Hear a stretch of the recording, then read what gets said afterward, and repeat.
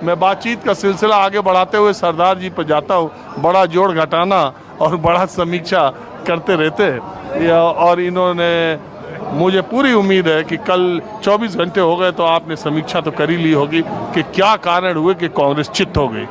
मैं ऐसा नहीं मानता कि कांग्रेस चित्त हो गई। कांग्रेस का वोट परसेंटेज बराबर का रहा।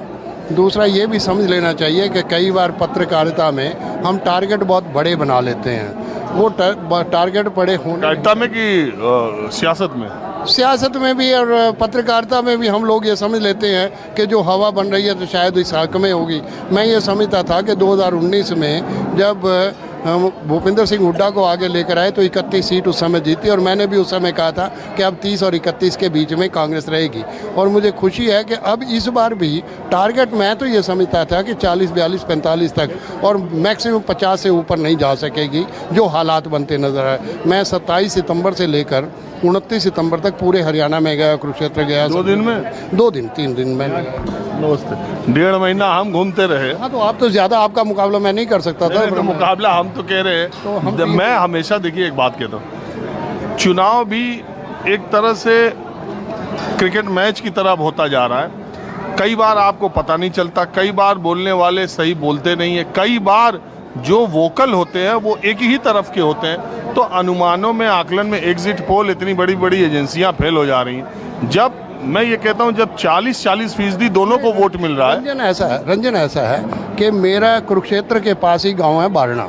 मैं वहाँ का पैदाइश भी हूँ, वहीं का रहने वाला हूँ, वहीं की यूनिवर्सिटी का स्टूडेंट है और हरियाणा सरकार में भी रहा हूँ। तो मेरा ये मानना है कि जितना मुझे हरियाणा का पता है, और जब नमाज की भी अदा हुई थी और मुस्लिम पूरा समुदाय हमारे साथ खड़ा था, मैं समझता हूँ कि वो बात नहीं है जो आप कह रहे हैं। मैंने जानबूझकर मैं 27 से 29 तक मैं गया ताकि हरियाणा में देख लूँगा कि लोग, मैं कोई ऐसा तो नहीं था कि मैं कोई इलेक्शन लड़ रहा था, पर मैं देखना चाहता था कि हम खड़े कहाँ हैं। उस समय मुझे ऐसा लग रहा था कि कांग्रेस पॉजिटिव पोजीशन में है, इसमें कोई दो राय नहीं थे। लोग कांग्रेस की बात कर रहे थे, चाहे वो जाट हों चाहे पंजाबी। मैंने पहले बार देखा पंजाबी जो हमारे रिश्तेदारों में भी थे, वो भी कहने लगे कि हम कांग्रेस के साथ हैं। ऐसा भी मुझे लगा। लेकिन पंजाबी कम्युनिटी के 8 या 9 विधायक बीजेपी के जीते हैं। मैं मानता और ठीक इसी तरह से ब्राह्मण भी। हाँ, ब्राह्मण भी, मतलब ये भी अपने आप में होगा शायद, अगर मुझे ये नहीं है, अगर इस पर रिसर्च किया जाए तो 8-9 ब्राह्मण हरियाणा विधानसभा में शायद ही कभी रहे हो। एक बात और बताओ,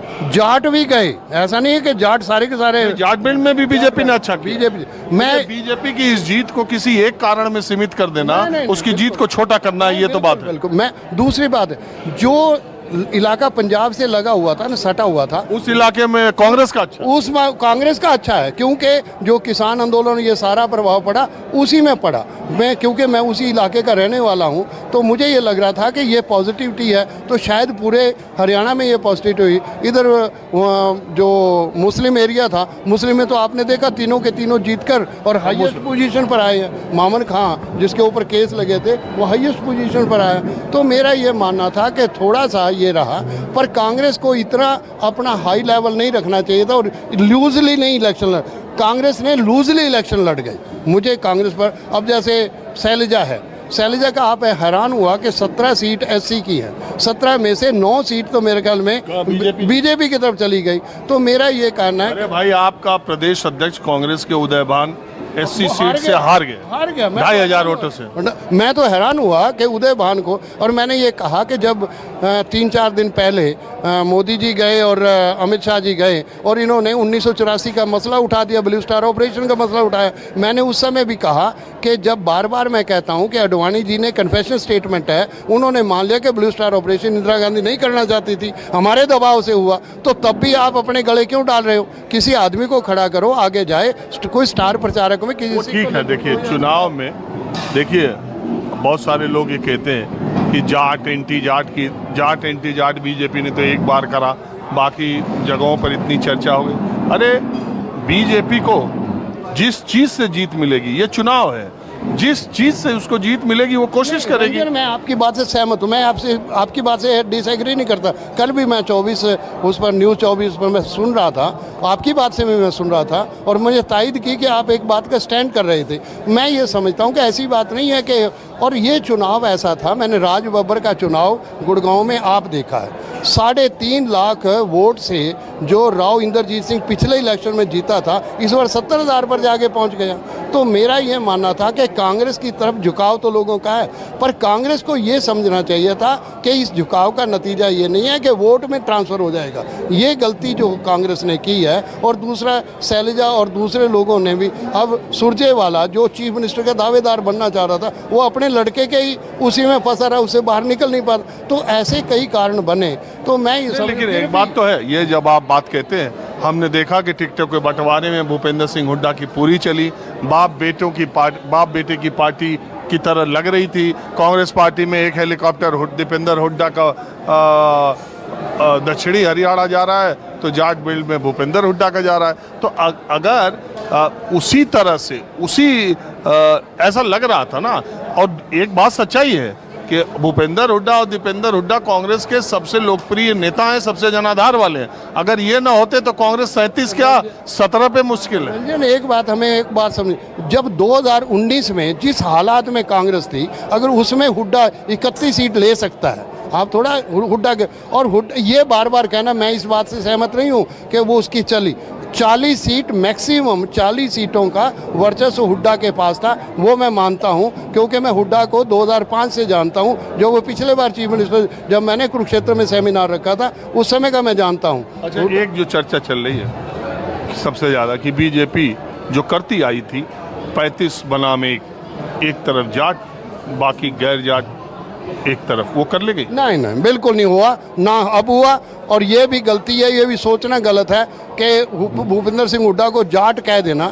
भूपेंद्र सिंह हुड्डा के साथ आज भी 36 बरादरी आज भी खड़ी हैं। मैं कोई हुड्डा के साथ वैसे नहीं हूँ, पर मैं ये समझता हूँ कि हुड्डा को बदनाम करने के लिए ये जो रास्ता तय किया है, क्योंकि एक वो लीडर है और सर्वमान्य लीडर है, इसलिए उसके ऊपर ये कीचड़ उछाला जाएगा, यह ऐसा मेरा मानना है। अब बात ये भी है कि 46 सीटें पूर्ण बहुमत के लिए हरियाणा में चाहिए थी। 47 सीटें भारतीय जनता पार्टी को मिली। पूर्ण बहुमत के लिहाज से हरियाणा में कोई कमाल, एक तरह से आप कहें सीटों के लिहाज से, तो भारतीय जनता पार्टी ने नहीं किया। लेकिन बावजूद इसके जब कांग्रेस की सरकार 50, 52, 55, 60 बनने के अनुमान और आकलन बताए जा रहे थे, उसमें बीजेपी ने बाजी पलट दी, तो उसकी ये जीत बहुत बड़ी होती है। दूसरी तरफ 47 के बाद 43 सीटें दूसरी तरफ विपक्ष में है। लेकिन मज़ेदार बात यह है कि आज दोपहर में 3 निर्दलीय जो हरियाणा से चुनाव लड़े हैं, उन्होंने भारतीय जनता पार्टी को समर्थन देने का ऐलान कर दिया। अब वो 3, एक सावित्री जिंदल जो देश की सबसे अमीर महिला है, जो हिसार से चुनाव जीती हैं, जिनके बेटे नवीन जिंदल कांग्रेस छोड़ के बीजेपी में आए थे और सांसद बने। सावित्री जिंदल कांग्रेस और बीजेपी दोनों से टिकट चाहती थी, इसी बात पर कांग्रेस ने टिकट उनको नहीं दिया। वो सिटी एमएलए रह चुकी थी कांग्रेस की, इस बात पर नहीं दिया कि बेटा बीजेपी में हो और मां कांग्रेस से टिकट मांगे, ऐसा नहीं होगा। बीजेपी ने इसलिए नहीं दिया कि परिवारवाद में ऑलरेडी वो 3 नेताओं के पुत्रों को दे चुकी थी, इसलिए सावित्री जिंदल का नंबर वहां पे नहीं लगा। सावित्री जिंदल निर्दलीय लड़ी, चुनाव जीती और बीजेपी को समर्थन दिया।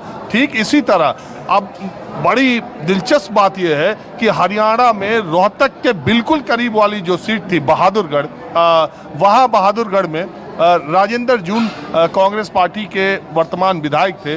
राजेंद्र जून के खिलाफ राजेश जून पिछले 5 सालों से जमीन पर कांग्रेस कार्यकर्ता के तौर पर कार्य कर रहे थे, लेकिन भूपेंद्र सिंह हुड्डा ने राजेंद्र जून को ही टिकट दिलवाया। राजेश जून ने निर्दलीय चुनाव लड़ा और 45,000 वोटों से कांग्रेस को हरा दिया। वहां भारतीय जनता पार्टी तीसरे स्थान पर रही और राजेश जून भी आज भारतीय जनता पार्टी को समर्थन देने का ऐलान कर दिया।